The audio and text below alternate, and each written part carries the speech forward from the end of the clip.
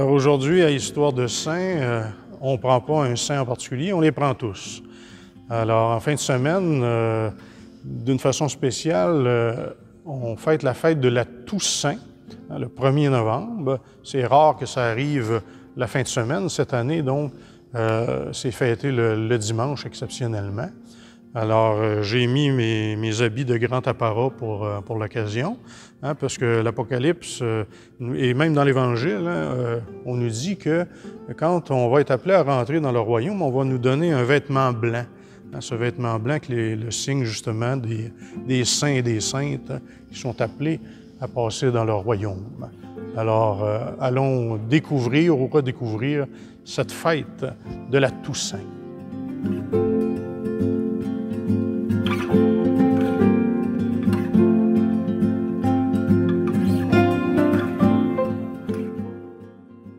Alors d'abord, qu'est-ce qu'un saint ou une sainte? C'est quelqu'un qui a suivi l'exemple de Jésus-Christ et a cherché à vivre intensément de son évangile, c'est-à-dire de son message d'amour, dans sa propre vie. Quand cette personne décède, elle est associée alors pour toujours à la gloire de Dieu en entrant dans son royaume, le ciel. Parfois, il arrive que leur vie et leur vertu aux saints et saintes soient officiellement reconnues par l'Église. Et ils sont donnés à ce moment-là comme modèle aux croyants et croyantes. Comme le dit son nom, la Toussaint, c'est la fête de tous les saints et saintes du ciel. Alors, dans une seule solennité, on fête alors tous les élus qui partagent désormais la joie de vivre ensemble en Dieu et avec Dieu dans son royaume. C'est un bonheur sans limite, parfait. Contrairement aux fêtes de Noël, de Pâques ou de la Pentecôte, la fête de tous les saints ne tire pas son origine des textes bibliques. Dès le 4e siècle, l'Église syrienne avait pour coutume de consacrer un jour pour fêter tous les martyrs qui déjà à l'époque étaient tellement nombreux que c'était impossible de les fêter individuellement. Donc on les rassemblait tous dans une même fête. 3 siècles plus tard, dans un effort pour christianiser les traditions païennes, le pape Boniface IV a décidé de transformer le Panthéon, qui était un temple qui faisait honneur à tous les dieux de l'Empire. Il l'a transformé en une église consacrée à tous les saints.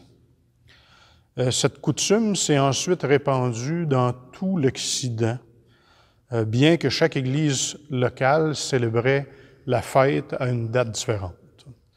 C'est en l'an 835 que la date de la Toussaint a été fixée au 1er novembre.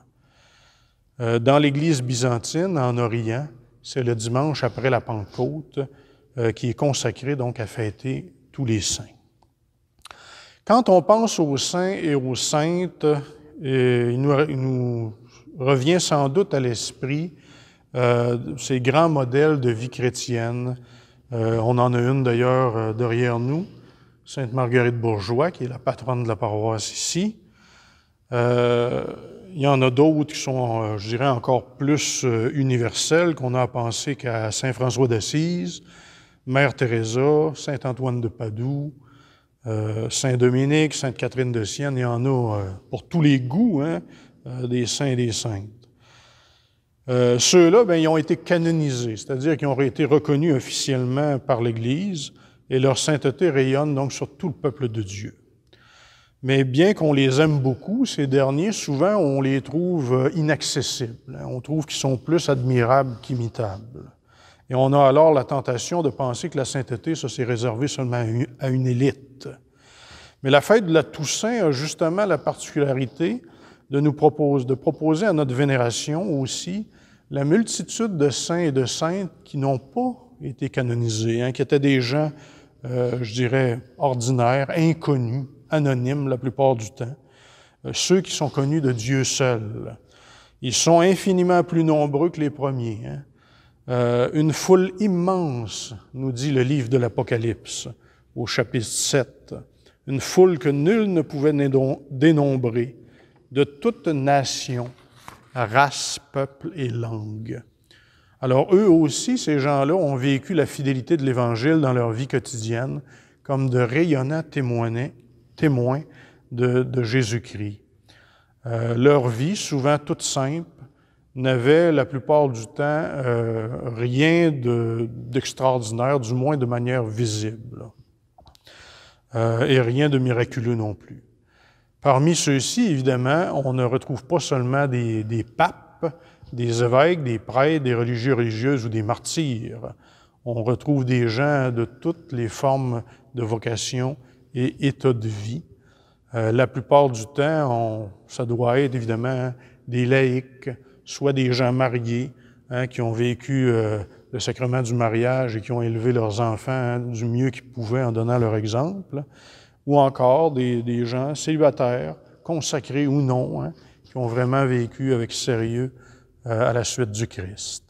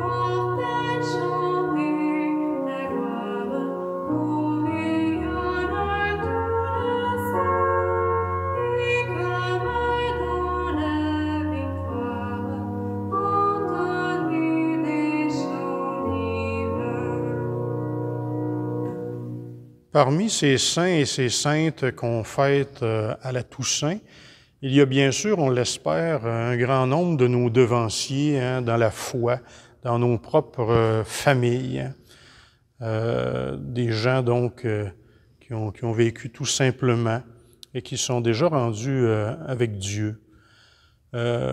Pour exprimer ça, il y a 3 ans environ, j'ai vu à la télévision, il y en a peut-être qui l'ont vu parmi vous, un témoignage qu'un jeune homme donnait. Lui, il vient de la région de Québec. C'était à l'émission Banc public. C'est Guylaine Tremblay là, qui était l'intervieweuse. Et le gars, il disait que lui, il avait vécu sa jeunesse dans les années 80. C'était un gars de party beaucoup. Il était tombé dans l'usage de la drogue, il était comme resté accroché. Il n'avait jamais vraiment décroché. Puis à cause de ça, il était en train de tout perdre. Il avait perdu sa femme, son travail, sa voiture. Finalement, il était sur le bord de perdre tout ce qui lui restait. Alors, il dit qu'il s'en allait en bicycle à un moment donné et qu'il pensait à tous ses problèmes, puis sans trop s'en rendre compte, il a passé devant chez lui. Il s'est ramassé au milieu d'un cimetière. Et puis, je vous dis ça parce que c'est en lien avec la Toussaint, qui est juste proche de la fête de tous les défunts qu'on fête le 2 novembre. Alors, il arrive au milieu du cimetière, il se lève la tête, puis il voit la multitude de pierres tombales qu'il y avait là. Et de son cœur, il jaillit comme une prière, il dit, « Je ne peux pas croire à la gang que vous êtes là, vous autres, que vous ne pouvez pas m'aider. » Et à partir des jours suivants, il a été capable d'entreprendre une démarche où il a avoué le problème qu'il avait, ce qu'il n'avait jamais été capable de faire. Il est allé chercher de l'aide. Et finalement, au moment où il faisait le témoignage, ça faisait 10 ans qu'il avait pu toucher à la drogue. Alors, c'est pour dire que la communion des saints, là, ces saints-là, qui ont vécu parmi nous autres, c'est une réalité. Alors, c'est ce à quoi nous sommes appelés, nous autres.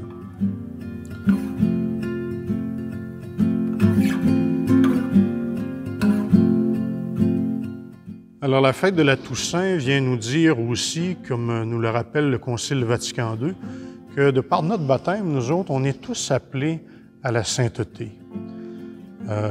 Dieu veut nous faire participer à sa propre sainteté à lui. C'est dit dans la Bible, Dieu seul est saint. C'est lui qui est la source de toute sainteté. et il veut donc nous y faire participer. Et bien que le message de l'Évangile est le même pour tout le monde, bien, il y a autant de chemins pour parvenir à la sainteté qu'il y a de personnes et de personnalités, parce que l'Esprit Saint veut conduire chacun, chacune d'une manière bien particulière. Alors, à vous de prendre cette invitation à devenir un saint, une sainte.